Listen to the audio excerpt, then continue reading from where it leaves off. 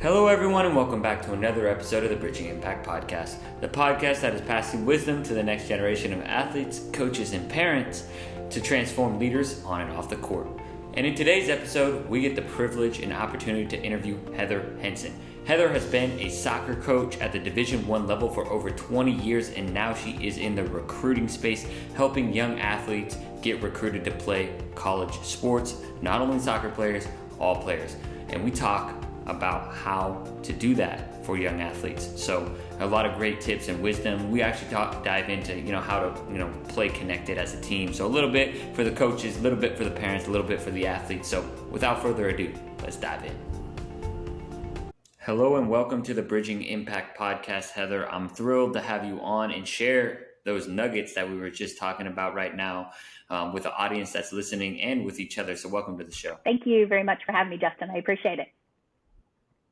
Awesome. Well, let's dive right in. And, Bridging Impact's all about transforming leaders on and off the court, about how sports have an impact on our lives. And so, can you just share your story of, soccer and as a player and coach, and what kind of impact has soccer had on you? I know it's a super easy softball question to start. Right? It is. Thank you for lobbing that up. I appreciate it.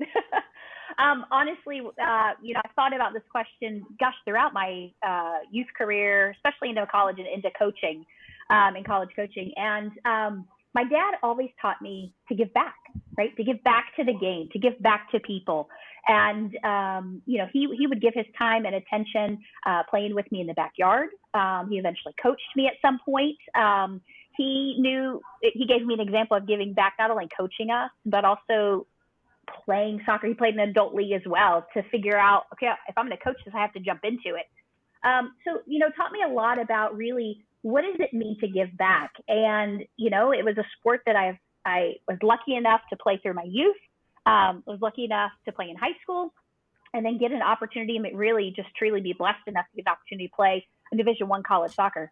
And, that resonated with me. My dad's give back always was just in my head. And so it was like, but what does that look like, right? What does that look like as a college player? Because, you're doing your college thing and in your own college sport. And so then as I got to my senior year, right, junior and senior year, and started going, what am I going to do with my life, right? I love sports, but at what point does that end for you?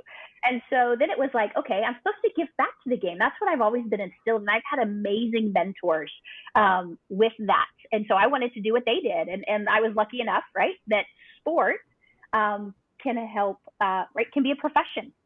And not just on the soccer field. Luckily for me, not just on the soccer field, right? There wasn't a women's professional league at that time. And so I went into college coaching. And the world of soccer as a player, as well as going into coaching, really being as a player, you were allowed to and encouraged to be a strong, independent young woman.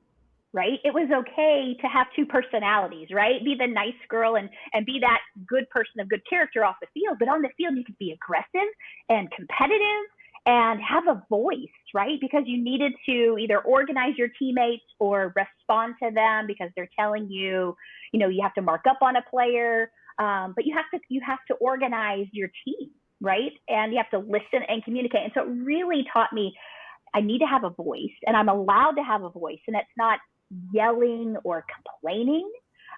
It's how a team links together, and it allowed me to see what a strong female looks like, because I had some really great mentors. As I mentioned, Janet Rayfield is one of those. And she's still in the college game right now, right? She's a head coach at University of Illinois. And so her mentorship, our college, the college I went to, UNC Greensboro, they had a female assistant who was on the women's national team, the first one that won the World Cup, Lori Henry. And so I had some really great female role models as well as male role models that allowed us to express that. And so those are really, those big pieces. And then my dad has continued to resonate in my head as a college coach, give back, but what does that mean? It's not just X's and O's. And so I just continue to keep those people right sitting on my shoulder or in my head, just resonating those thoughts constantly. That's a great place to jump off, because giving back is what I feel like, a ton of coaches I've really pride themselves on. It's like that blood that runs through all of us, that we love the game so much, whether it's soccer, whether it's basketball, baseball, and we want to be able to give that back to the kids. And you bring up an interesting point around having a voice, and I think I'd love to kind of expand on that. And like as a college coach, how did you emphasize that as part of your teachings, to help players have a voice?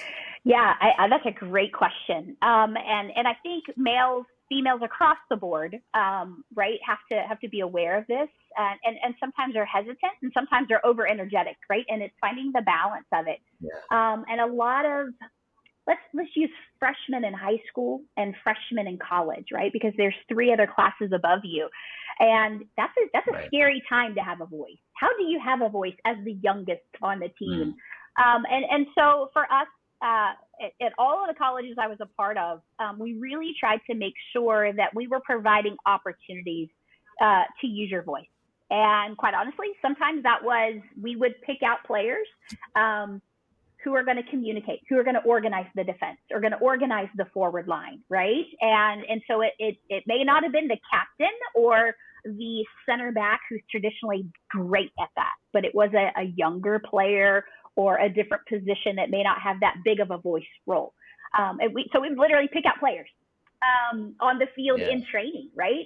Who's going to run warm up? Sometimes it was it wasn't always the ones that you expected. We would purposely call out players to do that. And then off of the field, one of the things that we did that was really, really important, and I didn't do it until Tammy Matheny, one of my really good friends, and she's like, why don't we try this exercise? And it was phenomenal. It was basically helping us realize what do I need from you, right, as a teammate, and how do I respond? How do I respond in good and bad, right? And then how I can relate with you better. And so one of the best examples I give you is, I think on every team I've had at least one of these players. It's that player who, man, she knows the game and she is vocal and she's going to say, step, you got to defend, step higher, right? The urgency of the game is calling for that to be said with an intense voice. Well, there's somebody on the field that may take that personal. And so it's helping them we have to help both of these people. And so we did this exercise away from the field, right? Away from a training session. And it's helping, let's say Sarah to voice and say, hey guys, I know my voice can sound mad and ornery and just irritated when I'm telling you to step in defense. She goes, I'm not. It's the urgency of the situation. So when I'm doing that, please understand, I'm not mad at you, and I'm not mad at you. I just need you to do it. And if you want to respond and go, got it, then we're linked together that much quicker. And so I always said it before I met Tammy, I always said, listen to the content of what is saying versus the tone and how it is said. That's an interesting point. And I think I would love to, kind of expand on, the purpose of, having some of these exercises and dialogue off the field, like off the court versus like on the field and like diving into it right at that moment. Can you talk about how some of these different exercises, right? Like bringing in Tammy, like for the mental game performing, and then, leadership activities and how those really help tie in, because I think a lot of times when I think about coaches, they think about, there's only so much time. I got to only focus on the X's and O's and the skills that, we need to develop.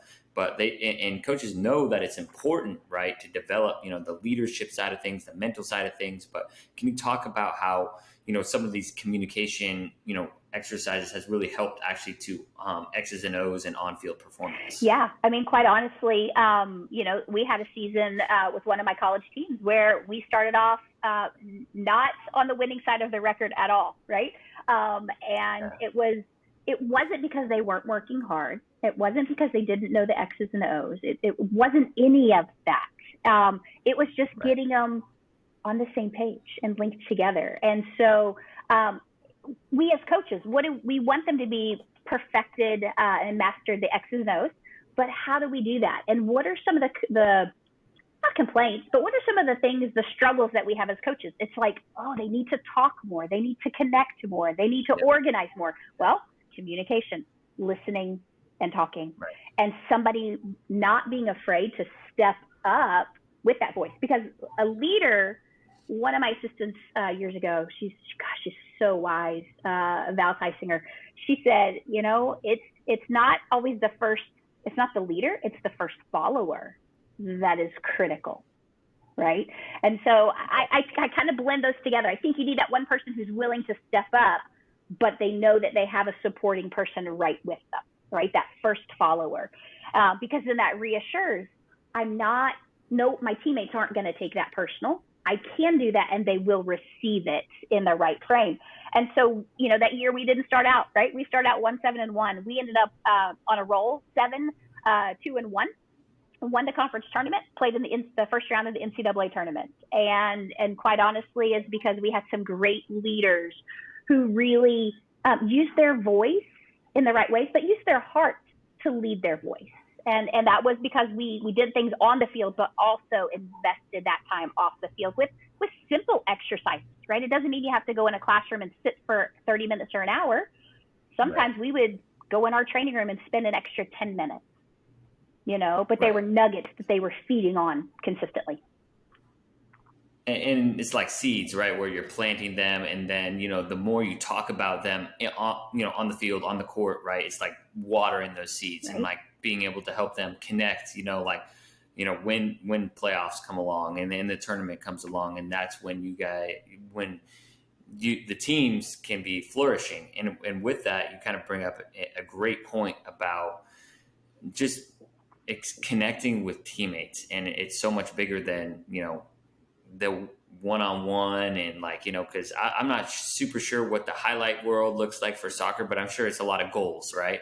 Just like in basketball, they show a lot of, and so you have to kind of get that team buy-in to get everyone to, kind of row in one motion. So with that, I'm curious, getting everyone on the same page, how have you approached that? I think it was an interesting point talking about the follower. And I actually think, the first follower is oftentimes a leader, because it takes a little bit of humility to be like, okay, right, I'm going to let my guards down. I'm going to let, player A lead us, right? So I was just curious, what are some other, tips for coaches to help their teammates get on the same page? Yeah, I think it's, vulnerability, right? Having the discussion about vulnerability, but also reminding yourself as a coach and reminding your players that we're human. And so we do make mistakes. And I think, right, fear comes from vulnerability, which comes from fear of not wanting to be vulnerable. Right? It's just a crazy cycle. And so I think it's put it in the room. It's an elephant that's sitting in everybody's brain. And it's okay to put it out there and allow that space to sit, right? And acknowledging, as a coach, I can think of a handful of times, well, way more than that, but right now I can think vividly of about 5 where I literally looked at the team and went, that's my bad. I didn't give the right game plan, or I set this drill up completely wrong. And so letting them know it's okay to fail, because I failed you for a moment. Now we're going to change it, right? Because I don't want to keep doing that. And so I think showing vulnerability, I think showing character through that. I think being able to do, I think when I think of teammates connecting, there's 2 stories that I have, if you don't mind.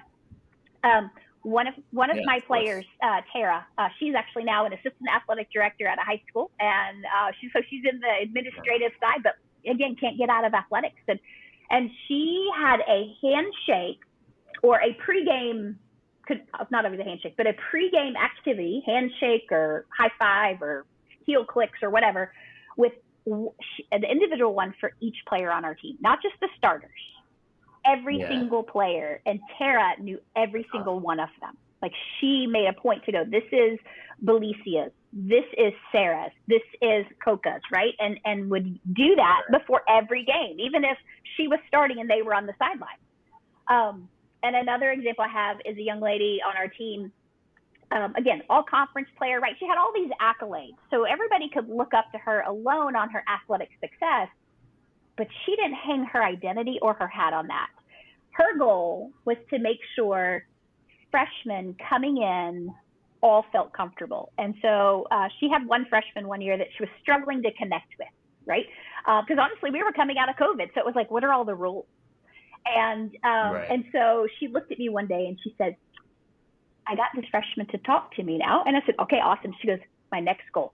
She is going to ask me to go to lunch before we leave for Thanksgiving. Right? And so she had to get enough of a relationship that this freshman was going to ask this upperclassman, hey, you want to go to lunch? It sounds easy, but it could be the scariest thing for a freshman. And I was, that's a hard dynamic. And sure enough, it did. And she the next day I saw her at practice after it happened. She goes, guess what? I got a lunch date, right? And so it was so rewarding for her, not because she accomplished her task, but she now has a freshman who's opened up enough, right, to have conversation and to really, again, connect, because you connect more. You know, if it's a middle school team, they go to class together. If it's a high school team, they have some classes together. But what do you do off of the court or the field that lends to success on the field, I believe?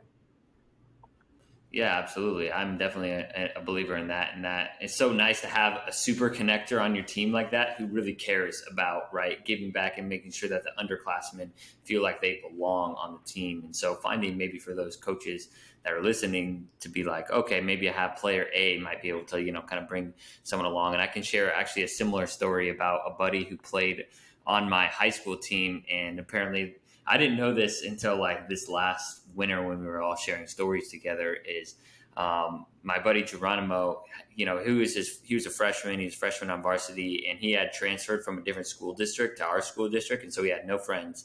And our varsity baseball coach asked one of I think he must have been a senior at the time, to take this kid to lunch, to take Geronimo to lunch. And that's something that Geronimo, obviously still talks about, and something that's really important to him. So honestly, it's just encouraging that lunch aspect of things is huge, especially for, newer players, underclassmen, whether it's, collegiate or high school. And I'd love to kind of shift that gears to talking about high school and collegiate and talking about the recruiting process, because I know you've kind of, shifted your career from going from collegiate coach to now you're helping, athletes with getting recruited, and not just soccer athletes, all athletes. And, from just starting from square one and kind of going from where we talked about before, what are the first steps when you meet a young player, young athlete, whether they're in eighth or their freshman year, what kind of are the first steps to getting recruited and playing collegiate sports? Yeah. I think the first thing is, first and foremost, right, they have to sit down with their parents and go,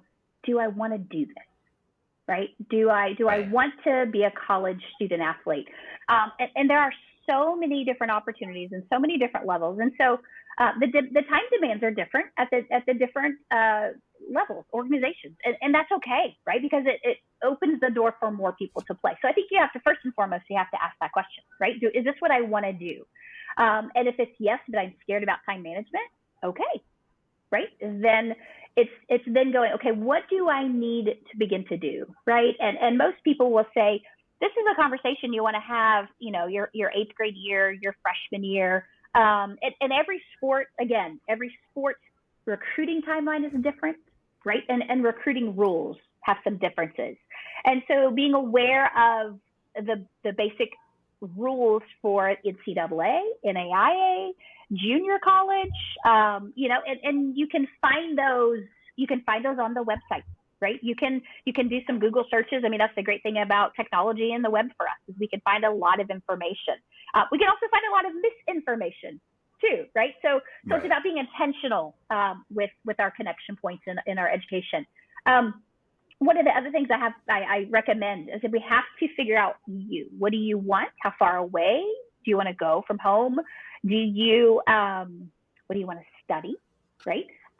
What part of the country do you want to be in? What type? Do you want to go to a state school, a private school, a Christian-based school, right? So kind of diving into who am I and what's important to me. And that's going to be what I call the North Star, because then that gives you, it may not give you the final school's name, but it gives you the direction we're going in, And I think you need to make a list. A lot of people have dream schools, and they just think that's going to naturally happen. And if it doesn't happen, then they'll stay close to their local school, right? If they really want to play college sports, man, let's put a big list of schools together, right? And what I do you got to have a reach school, where like your dream school, a target schools, and then safety schools, and make that list bigger earlier, right? Because the process is then you're beginning to whittle it down as you begin the communication and the recruiting, the deeper into the recruiting process. Then that big number, so 20 schools, finds its way. You add some schools, you take schools out, and it eventually gets to top 3, right?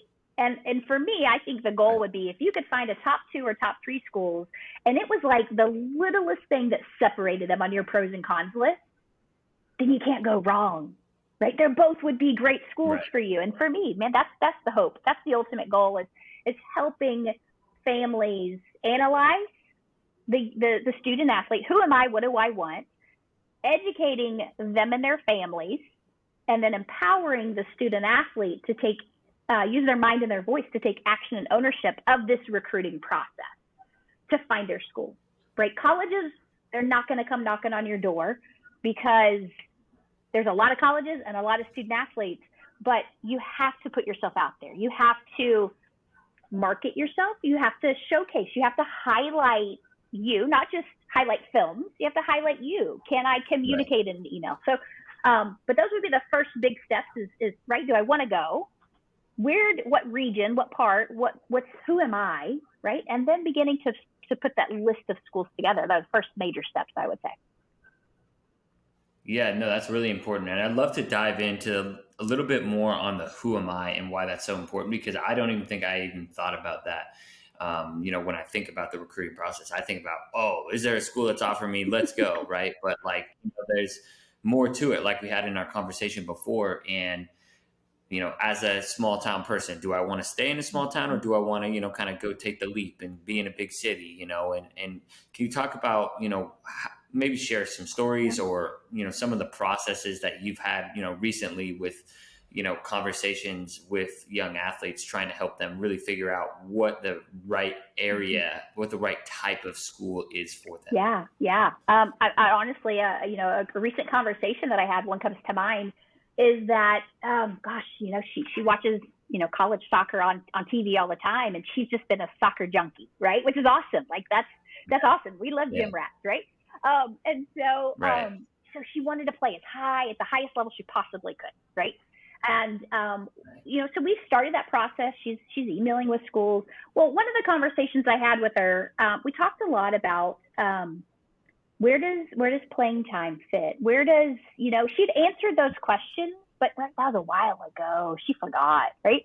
But it was like, okay, so, as you're getting responses or not getting responses from school, let's dive a little bit, let's bring up that topic again, right? And she's like, oh, Heather, I want to play.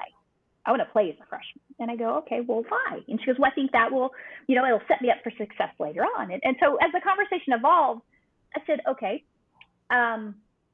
so what happened? What would happen if you didn't get that playing time you wanted as a freshman? She goes, I think I would be upset. I think I would struggle. I think I would be unhappy. Right. And so we went on to some other topics. Eventually we came back about 2 days later. Right. And I reconnected with her because I wanted to see if that soaked in at all for her. Right. And so we reconnected again, and I said, okay, do you remember you talked about this? So we went through it again, but now we dove into it deeper. Okay. So the Power 5 level that you want to go to, like, that's not what you're saying you want to play. That's not the level, right? This is the schools. These other schools on your list, these are your target schools, because these are the ones where you could find yourself in that role and really being an impact as a freshman. So yeah, it's a difficult conversation, right? Who wants to say you can't play at this level? But it wasn't me saying that. It was your goals and your dreams don't match right now. Yeah. Right. No, that's a really interesting point.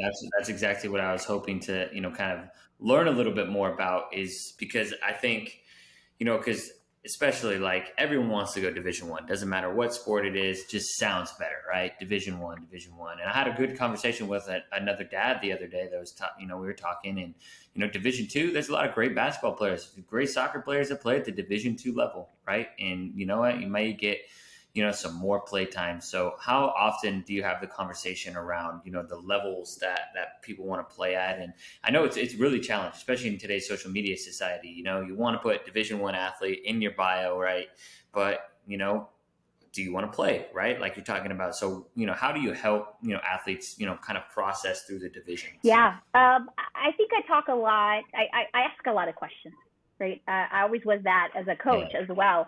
And so, right, I kind of center it around, what do you want? I always go back, why? What are you looking for? And so one of the simple things I say to them, there's a national champion at every single level, right? Junior college has a national champion. NAIA has a national champion. Every NCAA Division I, II, and III has a national champion. They all have conference champions. So you can be a champion. Right. And so on your Instagram account, does it have to be a Division I school, or is it just going to say I'm in blank conference champion? Maybe 4 straight years because I went to this school. Right. Yes, you're exactly right. There are some phenomenal, and the reality is, in each of those levels, there's crossover where they can have great competition against, right? Let's say there's national champion and really top 50, let's say top 50, top 100 Division II teams that can compete and beat some Division I teams, right? Like that's how close it all is. But yeah, there's champions at every level, and I remind them of that so they don't get hung up on it. And I remind them if there are people, I ask them, right, did your parents go? Did they play? Do you have friends who went to another school? And trying to find, because more than likely they know someone who went to a non-Division I school and played some sport that they admire or respect. And it may have everything or nothing to do with the sport. It may be a pastor at a church, right? Played college baseball at a Division III Christian school or something, right? And then you're like, but he is an amazing man. I love his guidance. Well, he went to a Christian college and they competed for a baseball championship, right? But he went to college, and look at the man you're talking about. So it's things like that. Try to relate it. Yeah, no, that's a really interesting point. And as I kind of think about, the different divisions and the process, I'm curious, as a coach, right, you're able to have, kind of that extra layer of like what you were looking for, in recruits. And now you're able to help that for those athletes that want to be recruited. For those athletes that are parents and coaches, and maybe even the select few athletes that are listening, what advice do you generally give athletes to stand out? And I think you brought up a couple of points around, reaching out, showing initiative, and kind of just your, you got to market yourself, but can you kind of dive in a little bit more to the marketing aspect of it? Yeah. Right. What do college coaches want? Part of our job is to win games, right? Right. And again, depending on which level you're going at is where that places a percentage, right? A higher value. But the reality is every single coach, even Division I national championship teams to any other level you can think of, right? They still want, they want the athleticism. They want what I call I call it soccer IQ, right? The IQ of the sport, right? So your sport IQ, your knowledge of the game. We all want skillful players, right? But we have to have people of good character, right? And good students. Because as a college coach, if we know this is a young man or a young lady of just great character, that means they want to fit and they want to have a team culture and they want to compete and they're going to be selfless. Because college athletics, if you're a starter or not, you have to be selfless, right? And being a good student, if you can balance being a student athlete, right, you're going to have stressful times. But the reality is it won't be as overwhelming. There's times and moments of it, but it won't be as much, right? So then it's going to allow you to play more free with those pieces, And so I think that those are some elements of what college coaches in general right? They have to have, right? The sports side specifically, but then these intangibles of who that person is as a character, who they are, what their character is, what's their value on academics. Right. So specifically as a coach, like how do you find that out about an athlete? Yeah, it's a great question. And this is one of the pieces that I encourage my clients, right? Communication. I'm not going to know as a college coach unless I have contact with the student, right? And so, but I want that contact to be both ways, because that's going to help me to know their interests. And so we have to have touch points. We have to have contacts, and that could be emails, text messages, phone calls. But right, can they have a conversation with somebody who is a coach who is 5 years older than them? Can they have a conversation with a coach who's 15 years, maybe 35 years, right? Like that's the big piece. So that was always a big thing for me, is I'm going to find out about this young person from getting to know them. And when and coming on campus, I want to meet the parents too, because parents are an integral part of this, because they help go, yes, I want you to, honey, this is the right place for you. Go ahead and go, right? I feel comfortable as your parent to say yes. And so I think that, because our parents know their children better than anybody else, good or bad, right? However you want to phrase it. Yeah. And so for me, I think that's a big piece, that you as the parent and the student athlete, is connecting with the coach. The parent supplements, right? But the student athlete drives it. But I think it's important because it helps us to understand what are their family dynamics in terms of values, right? Like if I'm on Tara and I'm coaching her, how is she going to respond, right? Like if she got grounded at home, how does she respond? Yeah. Right. Interesting. Yeah, no, those are fun questions to ask, and that's kind of the off the court, kind of the character side of things, but character also shows up on the field and on the court. And so, like when you're watching a game, what is the kind of like, and I kind of feel like I have a general sense, but for those that are listening, like in detail from coach's perspective, college coach's perspective, like what are the little body languages, like what are you watching for? It's a great question. Body language is critical. I actually went to watch years ago. I went to watch a young lady play, and I went to watch her. Well, watching her, this other young lady caught my attention, and that's going to happen, right? That's going to happen. And they played two different positions, right? So it wasn't anything in that sense bad, but their team was losing by 3 goals. And when I watched this other young lady, she caught my attention. She caught my attention because they're losing, but she was lifting her team up. She was on the field encouraging, come on, guys, we got this. You got this. Good first touch. Like she's encouraging. Now she's on the ball and she's magic, right? Technically, she was, I loved her, right? She was so technical and smooth and composed. But in the midst of her game being so solid there, she was giving to others instead of getting frustrated that they weren't winning and getting frustrated that she didn't get a pass to her. She was saying, we can still do this. And so, right, when I think of body language, hers was the complete opposite of, oh, really? Hers was like, let's go. So it was that, as Tammy calls it, it's that Superman pose in the midst of playing. Like she had her shoulders up, her head up. She was just empowering her team with her body and how she was playing the game, but also her voice. So those are critical. We recognize that. Those are when they're substituted off the court or the field. What's their body language look like? Are they upset because they get pulled off, or are they going, okay, high five, next one in? Those are all important things that we recognize. That's why we go watch you play in person.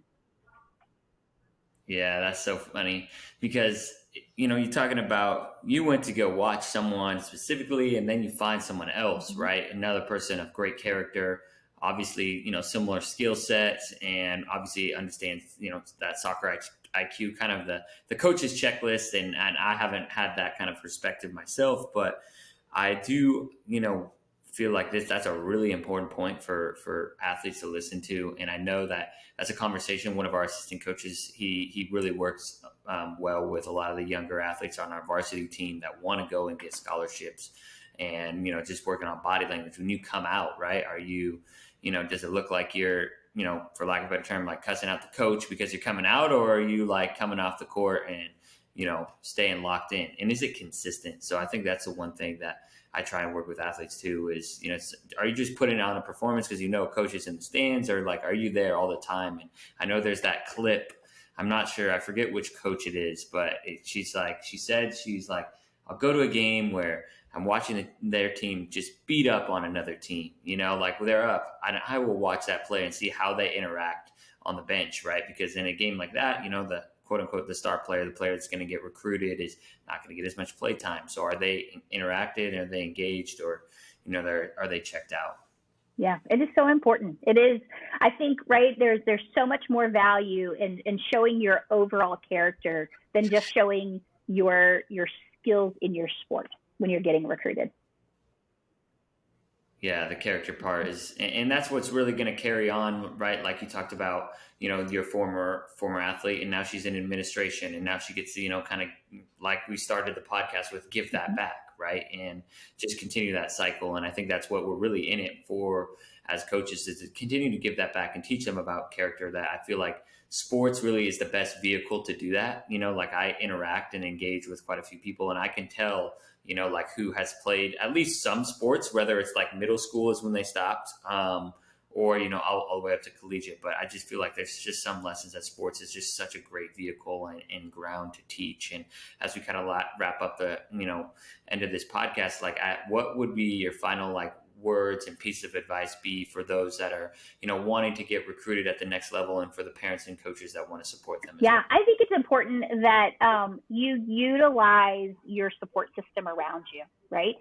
If it's your high school coaches, if you're playing in a club, a sports club, a specific club, go to those coaches because you probably know someone that you have way more advocates than you think you do. Right. And it's around the sport itself. But as I use the pastor who was a college athlete, right? That is an advocate for you because he can help you to understand what being a student athlete is like. And I think going and asking, right? So many people don't want to ask because they should know, right? They should be able to look it up on the web all by themselves. And I think that being vulnerable enough to go, I don't know what I don't know, but here's what I want. Here's my goal. Who can help me get there? Because, man, this country, our heart is in the right place. Like, I believe that everybody, if they get asked of something, most people will go, what can I do for you? Let me stop what I'm doing. What do you need, right? And it could be a financial ask. It could be just time and attention. It could be knowledge from experiences. And so we just need to ask, right? And then those of us being asked need to go, you know what? Somebody helped me once before. So it's my turn to give back. And so I think asking the question, right? If you're going through it, right? And some of it may be, connecting with people like me, right? There's recruiting services. I'm not a recruiting service. I'm more of that consultant. Like, I'm going to guide you, but I'm going to hold you accountable because I want to teach you those skills that will take you through life. But again, there's a lot of options out there, and some you have to pay for, and some you can get that starting point by asking your closest advocates, in your local sports, your high school teams, your churches, your neighbor. Maybe your neighbor 3 doors down that you don't know, y'all get to know her, and you realize, wow, she was a gymnast in college or something, right? Yeah. Right. Yeah, the support system is huge, and that's really important. And I also would, kind of double down on what you say about ask, because that is something that's really helped me for the podcasting world, right? Asking people to come on the show, and then asking people like Tammy, who then ends up connecting me with 30,000 people that come on the show, right? And that continues to kind of trickle down. But that asking things has been huge, in my personal life, post, right? Sports world, kind of like what we were talking about. And, I love that you kind of, again, tied it into giving back, as, people like, yourself, like you're here on your own time, giving this back to those, parents that are listening, and coaches and athletes. And so those that are listening and want to connect with you and learn more about your recruiting services, what's the best way to do that? Yeah. So my website is h2athleticadvising.com. And I have Facebook, I have Twitter, and Instagram, the same thing, H2 Athletic Advising. And those are the best ways. You can go to my website and get my email address, but my email address also is heather@h2athleticadvising.com. And I do a free 30-minute consult, right? Because sometimes it's just, they don't know what they need, and I can give you a couple nuggets and you might roll with it and be great, right? And so I want to provide that too, because again, my goal is to help as many people as I can. Now that I'm out of college coaching, now I can help more people, right, navigate this whole recruiting process.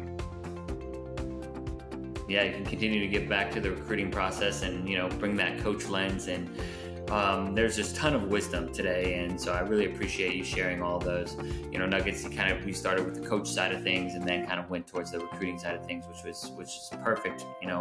For me, as someone who's helping a lot of young athletes, high school athletes, it's important for me to understand more on the recruiting side. So this was great for myself as well. So I continue to kind of give that back, and hopefully, they one day will, continue the cycle of giving back and bridge that impact, hopefully, reach the mission of the podcast. So thank you so much for your time today. Thank you, Justin. I appreciate it.